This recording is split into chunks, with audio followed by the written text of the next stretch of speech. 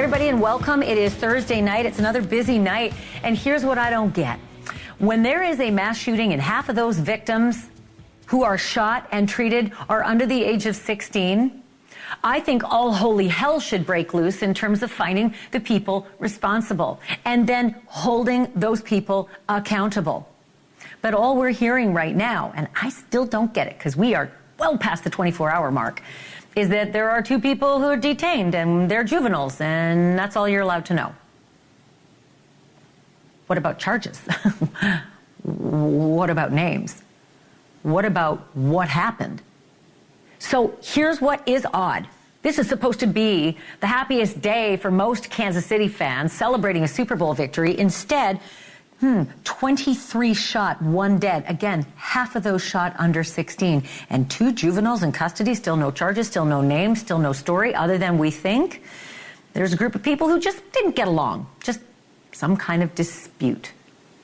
And someone decided to open fire like a pinwheel, spinning around in a circle, just unleashing a hail of bullets on 1 million people. There is a story here, folks, that we're not getting. And we better get it soon, because there are still kids who are nursing wounds, who, by the way, will never be the same for the rest of their lives. We're going to talk about that tonight. And then the hits keep coming. For Vince McMahon, we have an exclusive interview tonight from one of the hardest hitters, of all time, one of the toughest, most macho wrestlers of all time. And this person has a different side, because this person knows both the perspective of the wrestler from the male side and the female side, because this man became that woman. It was Tyler Rex. She is now Gabby Tufts, and man, she is not pulling punches. She says what's on her mind. She has incredible perspective into what's going on in the WWE. And here's another question. If she decides to get back into the wrestling ring, would she wrestle with a female wrestler? You will not believe the answer. I was stunned. You're going to hear it. I think you're going to appreciate it as well, no matter where you follow the political spectrum. That's coming in just a few moments. And then the parents of the OnlyFans model, who's sitting in a jail cell in Miami right now, having plunged a knife into the chest of her boyfriend, killing him. The parents of that woman say, well, it was either him or our daughter. This is sort of the array of mugshots in the family of Courtney Clenny. Courtney is right there next to me. And then her parents have mugshots too, because they've now been arrested in connection with what happened afterwards. What did they do with evidence afterwards? They were hauled in and charged, and now they've given an interview. And it is fascinating, to say the very least. Take a look at what they said to TMZ. Take a look. I do think it may have been mutually physical, but you have to remember that he weighed, 230 pounds? 230 pounds, and she weighed 150. So, who we have not heard from yet, that victim, Christian Ambazelli, his family, his brother, is joining me live tonight to react to those comments from Courtney Clenny's parents as she awaits trial for murder. And then the voice from the grave. I can never get past this. John Wayne Gacy burying 33 men and boys, most of them in his own home, in his cellar. And the things he said about it that we never knew until now. An incredible podcast has unearthed all of these incredible interviews, because the person who recorded them was his own lawyer prior to trial. Take a listen to this moment as John Wayne Gacy talks about remorse. Do you ever remember feeling remorse for any of this? What was your most overwhelming feeling? Even once you buried somebody, it was already gone. There was no feeling. There was no feeling. A couple of other things John Wayne Gacy said that I never knew. I mean, I had an idea, I thought, I had a suspicion, but now the Defense Diaries, the new podcast releasing all of these pretrial tapes for the first time, You're going to hear more of it. You're going to hear the podcaster. It was his own father. It was John Wayne Gacy's lawyer recording those tapes. So terrific insight into that coming ahead in just a few moments from now. But first this, 24 hours and still no names. 2 juveniles detained and still no names. A bag of guns retrieved and still no names and still no charges. Almost 24 people nursing gunshot wounds, one of them dying before she could make it to the hospital. What is happening in Kansas City, Missouri tonight? When will someone be made to account for the hail of gunfire shot throughout the Kansas City Chiefs crowd at the victory rally yesterday? We still don't really know why one or maybe more people opened fire, seemingly randomly, into that crowd of almost 1 million people there. Police say the shooting apparently arose from a, quote, personal dispute between several people. What does that mean? And why haven't those 2 juveniles being held been formally charged? Details of the, quote, dispute and exactly how many people were involved are not clear, but we do know that other people intervened and saved and they saved lives. And one of those heroes will be with me tonight. In just a moment, you're going to hear about the struggle to hold down one of those alleged gunmen until the cops get there, what it was like. And also tonight, we know that half of the 23 people who were hit by those bullets were under the age of 16 and one of them as young as 8. Just imagine that 8-year-old's life. Just imagine that 8-year-old in a crowd for the rest of their life, right? 3 people are in critical condition. God, we pray they will survive. Thank God all the children are expected to recover. I can't believe I'm saying the words. I hope the children all recover. The woman who was killed was Lisa Lopez Galvin, and she was a mom of 2. She was a popular DJ for KKFI radio. We now know that her adult son was also shot, but he is now already out of the hospital, and thank God for that. The authorities say several firearms were recovered from the scene, and one witness reports seeing a shooter just spinning in a circle, firing, spraying the bullets into the crowd in a circle. That shooter lucky to be alive. But I want you to look at a photo, a parade goer named Bridget Barton. Talk about lucky to be alive. Bridget literally dodged a bullet thanks to her trusty backpack. She didn't even know that her backpack had been hit till she got home and actually found the slug. I want to bring in NewsNation senior national correspondent Brian Enton. He is live in Kansas City tonight. So I don't understand why there's such a mystery.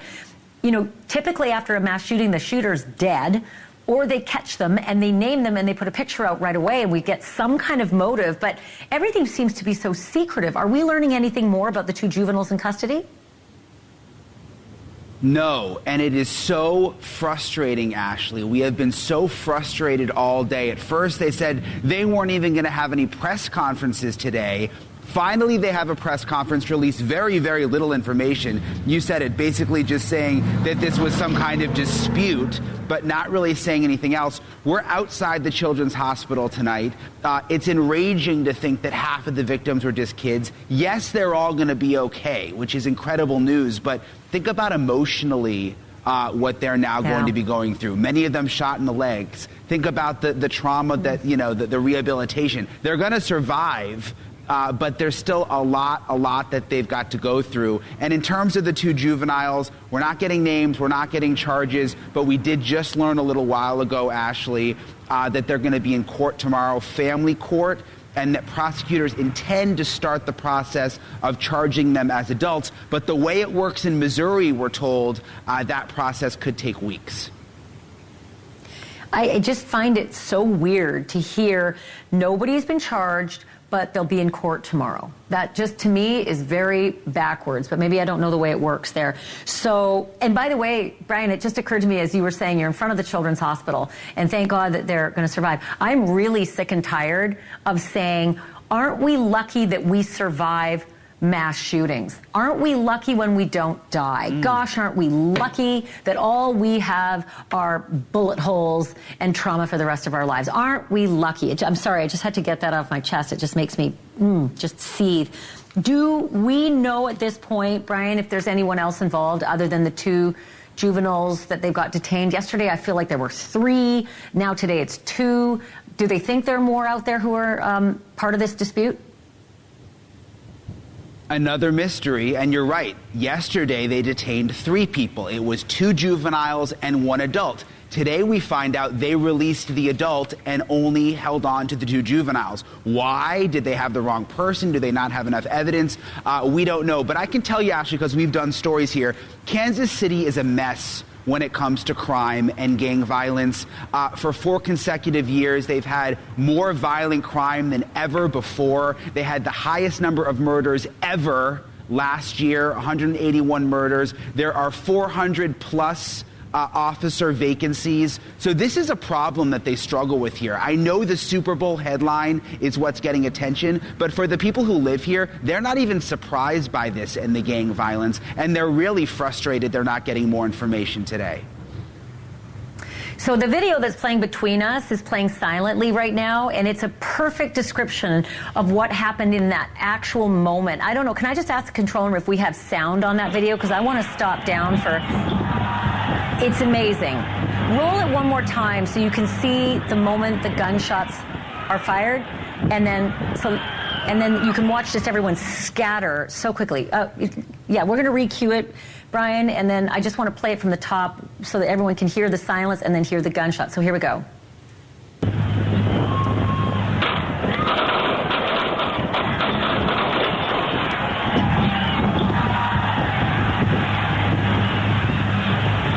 It's so unfathomable to think of those people who were at that epicenter when that happened and how they ran into each other. It's crowded. So the kinds of injuries that happen as well.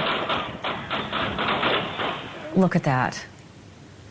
Look at that. It's unfathomable.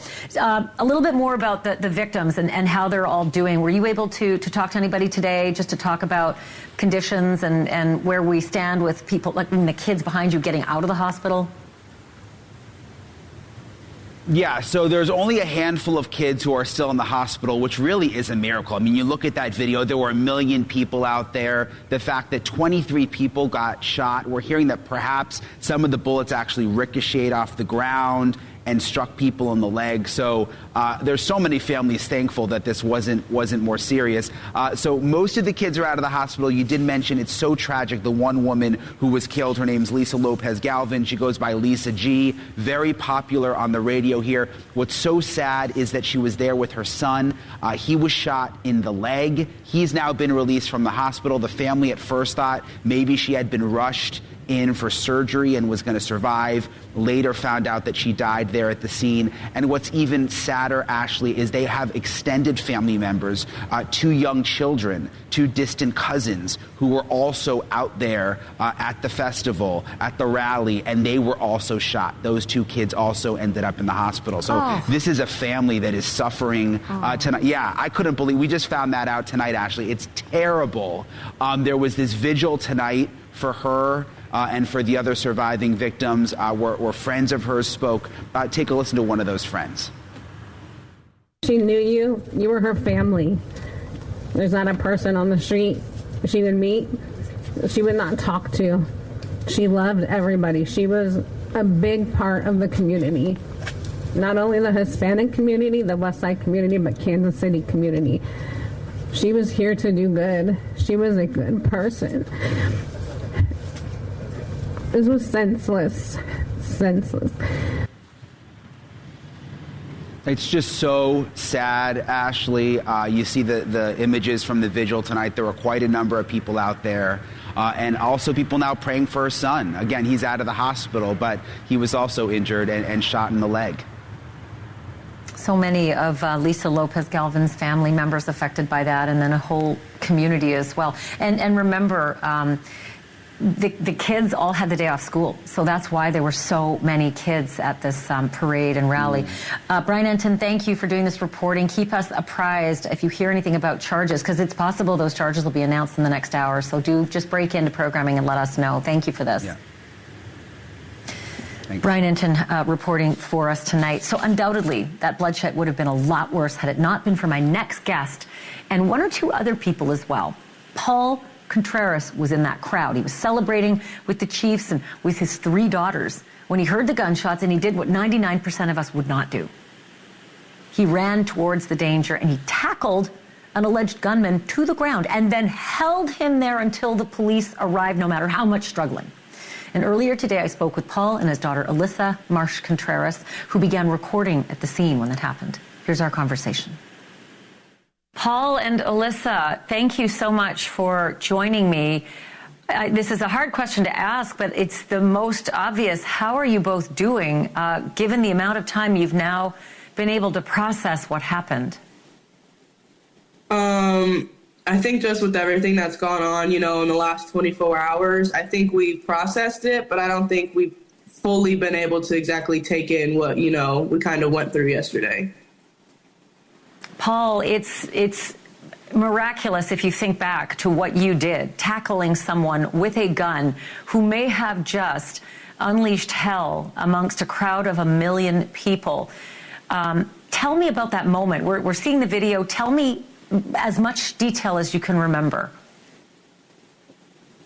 I was just walking with my daughters, leaving the ceremony, and as we approached the bridge, it kind of came to a standstill. We're trying to figure out what's going on, and then there's this gentleman that's on the bridge just screaming to stop this man, tackle this man, and I'm looking and I see him running, and I just take a good angle and I catch him from the back, and as I'm taking him down, I see a gun fall out of it was either out of his hand or out of his jacket. So I see the gun fall to the ground, and I'm taking him down, and I'm like, okay, I got to take him down. I got to keep him down because he's wearing a pretty big jacket. I'm like, he's got one gun. He may have another gun somewhere in a pocket or something. So I got to keep him down and try to keep him from reaching into a pocket or something, Then another good Samaritan helped me because I had him high, and the other guy kind of took him around the waist, and we're fighting as best as we can to keep him down because he's fighting as best as he can to get us off of him. But, we didn't let him do that. We kept him down until law enforcement got there. Based on, your ability your close proximity to him, like you said, you're literally on top of his upper body. What would you describe him to be? How big, how tall, how much did he weigh? Was he slight? Was he heavy? Because they're going to have to identify the people in custody and try to connect whether they were actually the people who did the shooting. Yeah. I want to say he was shorter than me, like maybe around 5'5", give or take. He wasn't very tall. He was thin, he was skinny, and I want to say he was fairly young. He was trying his best to get away. He was very fidgety, and he was doing everything he could to get away, and I was doing everything I could to not let him get away. And Alyssa, I know last night you mentioned when we spoke with you live on the program, you hadn't even had a chance to speak with the police yet. Have you had a chance yet, either of you, to talk to the police and tell them your witness account? Yeah, my dad actually did talk to a couple detectives earlier today, and, we were able to give our side of the story, what we experienced into great detail. Well, listen, there's a sign behind you, and it says blessed. And I don't know if it's just kismet that's the location in your house, but you are two very blessed people, and we are very blessed that you did what you did, Paul. Thank you for being so brave, running towards the danger, and probably protecting so many people who were there. And thank you for being with me for this interview as well, both of you, Paul and Alyssa. Yes, thank you. Thank you. We'll continue to update you on the story as we learn more. And then still to come, another tough WWE veteran is speaking out about Vince McMahon. But this wrestler has a softer side, too. You might remember Tyler Rex and his indomitable strength in the ring. But his toughest moments may have come after he left wrestling and transitioned to become Gabby Tuft. No one, I mean no one, has a perspective on what went down and who did what, male or female, than Gabby Tuft. And she joins me next for an exclusive interview after this.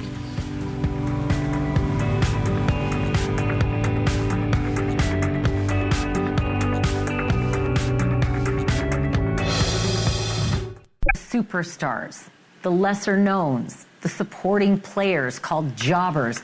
God knows we've heard from the lawyers, but now comes a former WWE valet with her thoughts on Vince McMahon. Francine held that role in 2005 and 2006, and it's pretty far down the WWE food chain, and pretty is what you call a requirement. Francine now says one of the reasons she didn't go further at the WWE is because she would not degrade herself for Vince McMahon. In a recent episode of her Eyes Up Here podcast, she said this: I mean, when I worked there were stories floating around. And again, when I worked there, I was told by somebody higher up that if you want to be seen, go get a bottle of oil. Rubbing oil all over my breasts and knocking on Vince's door and going in there and leaning on his desk and trying to get noticed. That's what I was told to do. And I said, absolutely not. I'm not doing that. And then there's also this tonight, a bona fide WWE superstar, also ready to speak out. If you are a fan, you definitely remember Tyler Rex and his trademark finishing move called the Burning Hammer. Rex wowed the crowds and racked up more wins for more than 5 years in the WWE before bowing out in 2012. Then in 2019, he underwent open heart surgery, and 2 years later, dropped a bombshell. Tyler Rex, a former WWE powerhouse, came out as a transgender woman named Gabby Tuft. Gabby Tuft is a popular fitness coach, a social media superstar, and a motivational speaker, and a hell of a wrestler. Earlier today, she sat down for an exclusive interview with me, and we discussed the allegations against Vince, the toxic nature of the entertainment, and whether she thinks it's fair for a transgender woman to wrestle in the women's division. First, here's what she said about the allegations against Vince McMahon and the WWE. Gabby, thanks so much for joining me on this topic. It's such an uncomfortable topic, to say the least. I wanted to get your reaction when you learned of the lawsuit against Vince McMahon and the WWE and John Laurinaitis, and then you saw the details in it. Yeah, you know, it absolutely grabbed my attention. I think it grabbed a lot of people's attention nationwide. But it's important to understand that my relationship with Vince and Johnny was very limited. So I would see them at the TV tapings. I'd get to shake Vince's hand every now and then backstage. A couple of very short meetings with him about my character and where I was going, and that was really the extent of it. Did you ever witness any behaviors anywhere throughout your interactions in the WWE that were suspect and unusual and now in retrospect might make sense, or even hear about certain things like locker room talk? There's always locker room talk, but it's important to remember when I was in the WWE, I was a guy. And so the locker room talk is guys talking about guy stuff. I did not have any real interactions with the females at that time. It was just acquaintances. And, you know, I didn't go out afterwards. I didn't go party. I didn't go to the bars. I was that person that was trying to focus mostly on athletics, trying to be in the best shape possible, focus on my nutrition and get rest afterwards. So everything ringside was very professional. We all handle ourselves in a professional manner ringside, and that's really what I saw.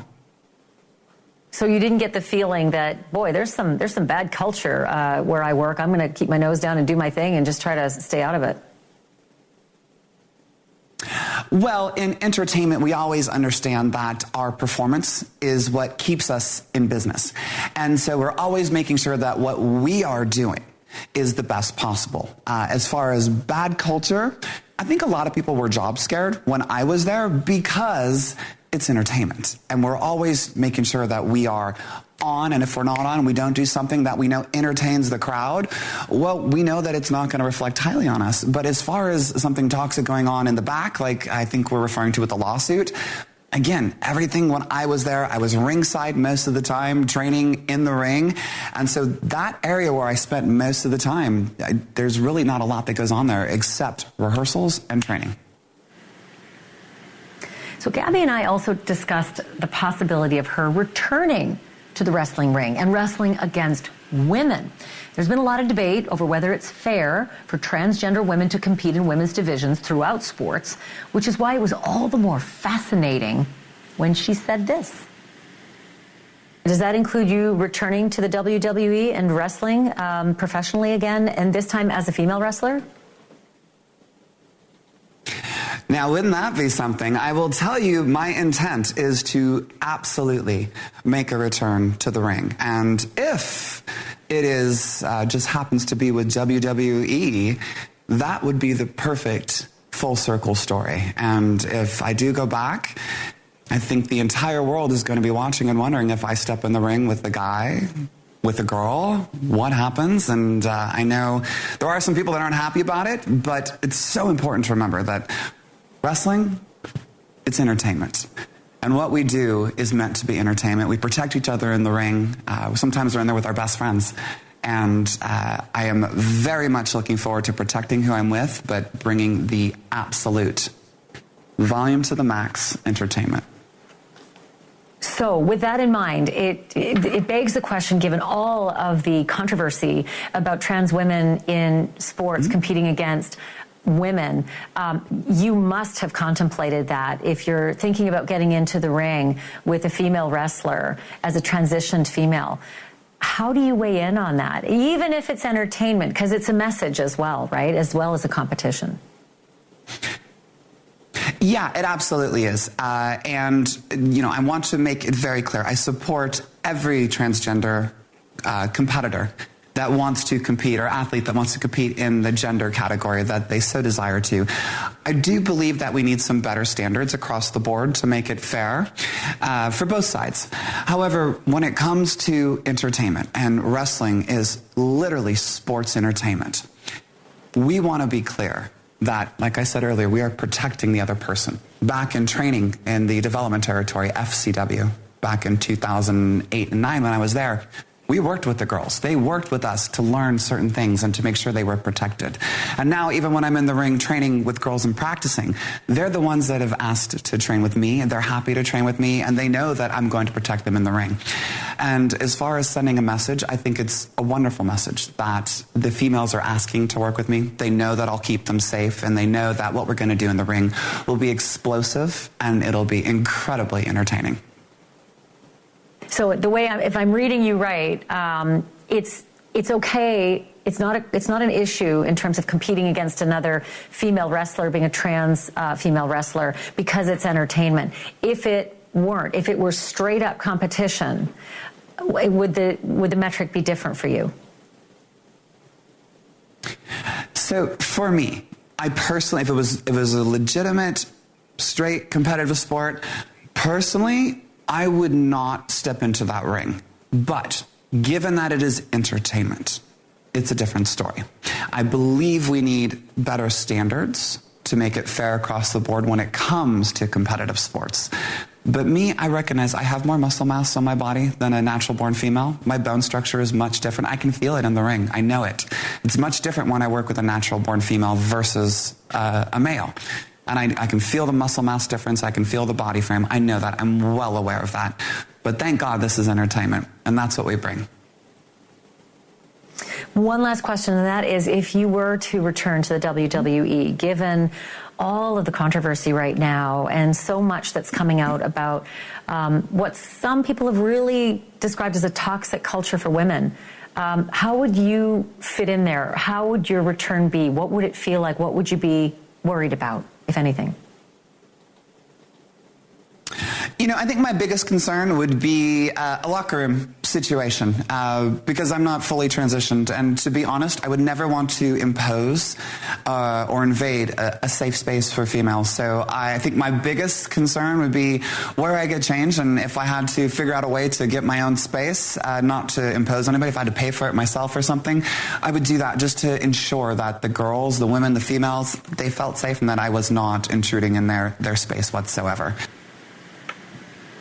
Super interesting conversation. My thanks to Gabby Tuff for taking the time to speak with me about all of this. I'm going to be watching to see what she ends up doing. And still to come, the parents of the OnlyFans model who stabbed her boyfriend to death almost 2 years ago, they've come out publicly to say he tried to kill her first.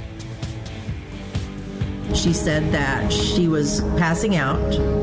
He was strangling her. And she said that it was going through her mind, oh my gosh, my mom's going to have to plan my funeral. But now it's Christian Omboselli who's dead and his girlfriend Courtney Clenny who's charged with murder. And Clenny's parents have legal problems of their own. After a break, Christian's brother joins me with reaction to this latest bombshell in his first national interview. That's next.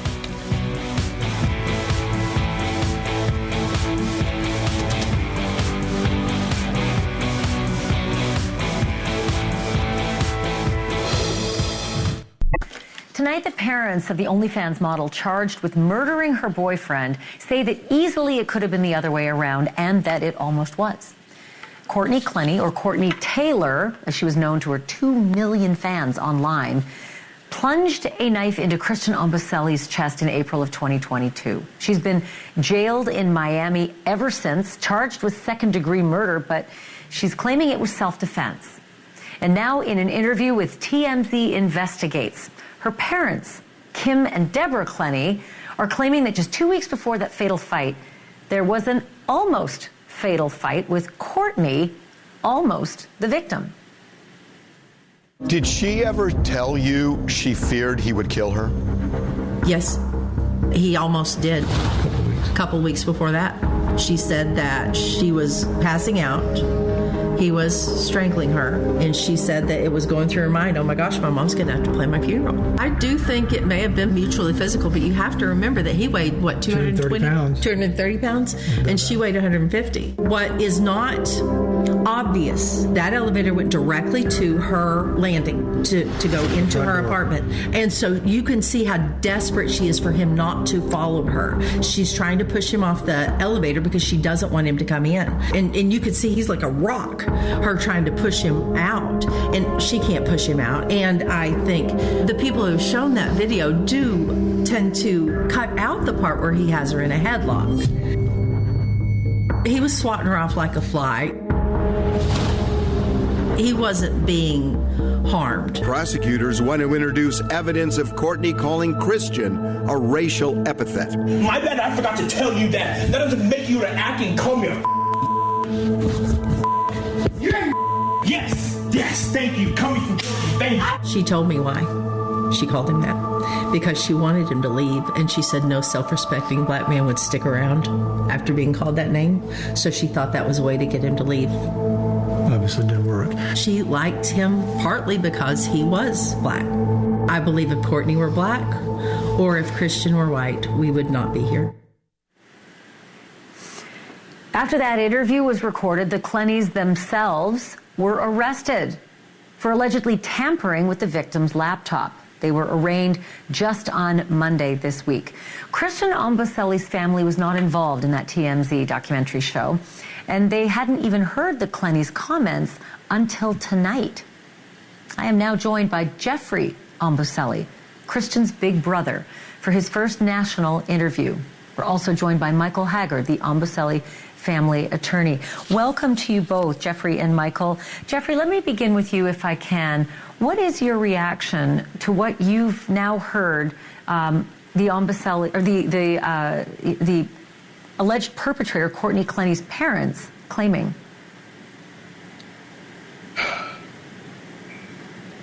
Very painful, a lot of emotion, and anger is one of them. But here's the reality. We have a big black man who was killed, brutally killed, by a white woman. Domestic violence and race are at hand here. And people tend to forget that anyone can be a victim of domestic violence. A man can be a victim of domestic violence. These videos clearly show that Courtney is the aggressor and is out of control. And my brother is clearly trying to be the peacemaker. And the painful part about all this is that he's no longer alive to speak for himself. So, Jeffrey, can I ask you, did you have any sense while they were together, before your brother passed, that there was any kind of acrimony between them, whether it be the domestic violence that we witnessed on video or, as you mentioned, a racial component? Honestly, it's to even think and to speak about is just too painful. Sorry. How is your family coping? I can't imagine what it's like to be in your shoes. My dad is hurting. My mom is hurting. I'm hurting. Extended family members, friends, we're all hurting. It's been almost 2 years since my brother was brutally killed. And we're just taking it 1 hour at a time, because just taking it one day at a time is just too much. We miss him a lot. And I can imagine being involved in the process is, equally stressful, difficult, and hard to sort of get through. Michael, if I can ask you, the Omboselli family didn't want to be involved in the TMZ documentary, but as the attorney for the family, what's their overall message, especially in light of the claims that Clenny's parents have made? Have decided to let the process work itself out, the criminal justice system. And you have to look at who, Courtney Clenny's parents are. They stole a laptop. They, along with Courtney Clenny, and unfortunately their lawyers, were conspiring to try to see what was in that laptop, and the parents were arrested for it. And now they've been paraded out to attack Christian. When, like Jeffrey said, Christian can't respond to any of these allegations when his character is defamed, when they attack him, because Courtney Clenny plunged a knife into his chest and killed him that night. And there's no question, when you look at all the videos, who the aggressor was in the weeks leading up to this, and obviously in the night in question. When people say, well, there's other instances, there's no videos of it. And when Clenny's parents are those witnesses, they don't have much credibility at all. And of course, we just have to state they are innocent until proven guilty of the charges that have been levied against them regarding the laptop and allegedly accessing Christian's laptop prior to turning it over to the authorities. Jeffrey, if I could just say, I'm so sorry for your loss, for your family's loss. I'm so sorry that you're going through this process. Thank you for speaking out tonight. Thank you for giving your side of the story. Michael, also, I appreciate you being on the program, and we'd like to keep in touch with you because, as I see, Courtney has a hearing tomorrow, so we would like to continue following the story and seeking justice in this matter. Thank you both. Thank you. Thank you. My great thanks to Jeffrey Omboselli and Michael Hager for being on the program tonight. Coming up next, the voice of a sadistic killer from far beyond the grave. John Wayne Gacy, the killer clown, dead now for 30 years and rightfully executed in prison. But his voice lives on, as creepy and fascinating as it was when these words were first spoken. Did you question yourself as to why it was done? Nope. Do you ever remember feeling remorse for any of this? Even once you buried somebody, it was already gone. There was no feeling. No feeling. No feeling from a man who killed and buried more than 30 young men and boys in his home. Up next, more from the monster in his own words.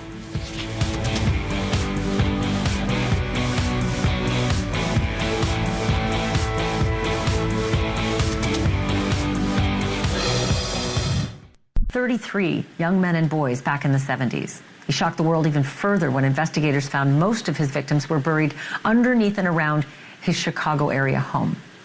Gacy predated the 24-hour news cycle, not to mention social media, so there's really not much film or video of the so-called clown killer.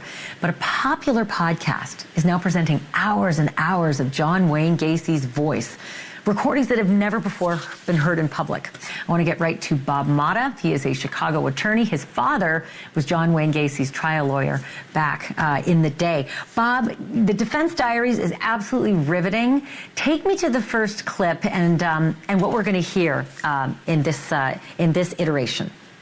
Hey, Ashleigh, how you doing? So what you're hearing here is my father probing Gacy about one of his victims, a young man named Gregory Godsick, 17-year-old kid. My father's trying to probe Gacy in his mind to try to find out if there's any semblance of humanity or sanity. It's a pretty fascinating clip. All right, let's roll it. How did you feel the next morning when you woke up and you found Godsick dead? What was your initial emotional response? Just throw him down the crawl space. Get rid of him. Did you question yourself as to why it was done? No. Do you ever remember feeling remorse for any of this? Even once you buried somebody, it was already gone. There was no feeling. Bob and Hank, for the most part, even like today, I don't believe I killed anybody, but yet I know I did, or I took part in it. When you found the body the next morning, did you ever think, well, Jesus, there's already 3 down there, or there's already 7 down there? Do you have a number? Have a count in your mind? No. How can you feel about something that you don't do? How can I have any feeling about it? Once they were in the ground, they weren't my problem. So there you go. Wow. He's about as sick as you can get. Oh, Bob, okay, I can't wait until you come back on the show with these tapes. It's just, it's riveting. Defense Diaries. You can get this podcast anywhere you get your podcasts. Apple's podcast, Spotify, Amazon. Thank you, sir. Appreciate your good work, and I'm glad you're doing the Defense Diaries. Thank you. All right, Bob Motta will be back again, and we will be back again tomorrow night for another edition of Banfield. In the meantime, make sure you stay tuned, because you know who's coming up next. One Christopher Cuomo. See you tomorrow.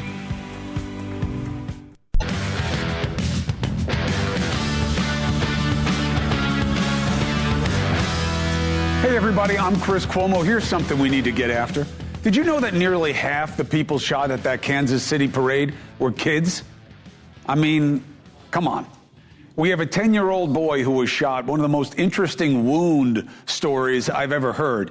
And this kid is already out of the hospital, and he wants to be heard. And you know what? I am proud to host him and his aunt, who's going to be on the show with us. We're going to talk to him, hear his story of what he saw and what he makes of all of this, and how he was understanding what was happening in the moment because of all the school shooter training he's had. This is the world we're giving our kids, right?